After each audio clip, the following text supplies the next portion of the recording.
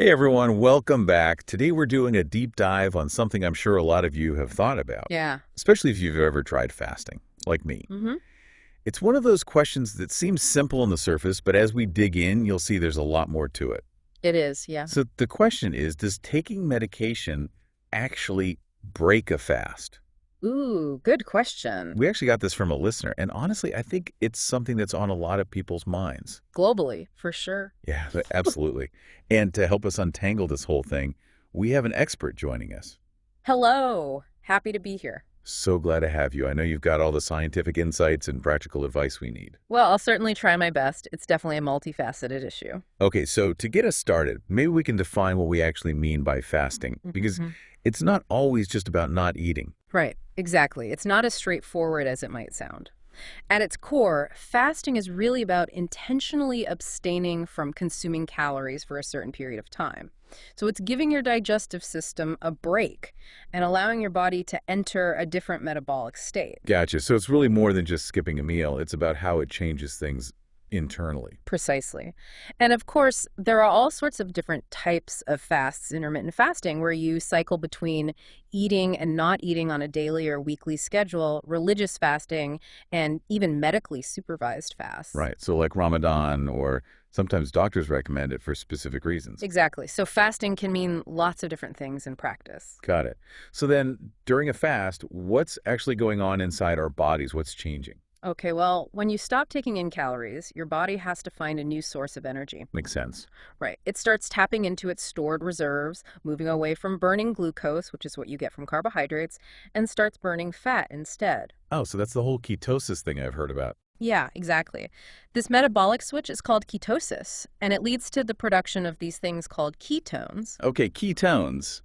I feel like I've heard that word thrown around a lot, but I'm not totally clear on what they actually do. Think of them as an alternative fuel source, Okay. especially for your brain and muscles. When glucose is low, your body can use ketones to keep everything running smoothly. Wow, so it's like a backup generator. Yeah, kind of. And it's not just that. Fasting also triggers all sorts of other cellular processes. Like what? Well, it can enhance things like cellular repair mechanisms, reduce inflammation, and there's even some research suggesting potential benefits for longevity. So it's doing way more than just helping people lose weight, which is what most people associate with fasting. Absolutely. It's way more complex than that. That brings us back to our main question, though.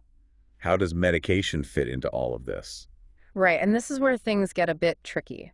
We have to consider how medications are absorbed and metabolized. Some medications are designed to be taken on an empty stomach for optimal absorption, things like some antibiotics or thyroid medications. Makes sense. Others, though, need to be taken with food to prevent side effects.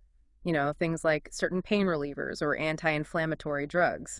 So depending on the type of medication, it could be helping or actually hindering that fasted state we talked about. Precisely. And we haven't even talked about the calories in medication itself yet. Oh, right.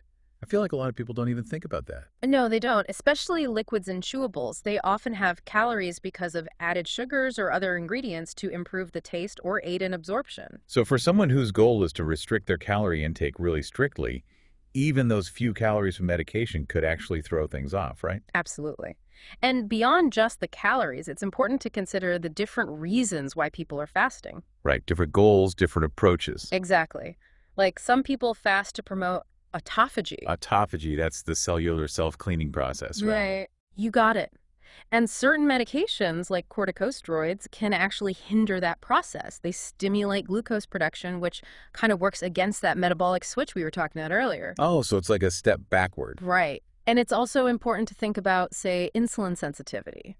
If someone's fasting to improve that, certain medications, like some blood pressure medications or antidepressants, could actually interfere with that process. Wow, this is way more complicated than I initially realized. Uh, Is there any way to simplify this? Like, where do we even begin? yeah, it's a lot to take in. Sadly, there's no magic formula or one-size-fits-all answer. Figures. But I think a helpful way to look at it is to consider medication as another input to your body, just like food. Okay, like fuel or something. Right.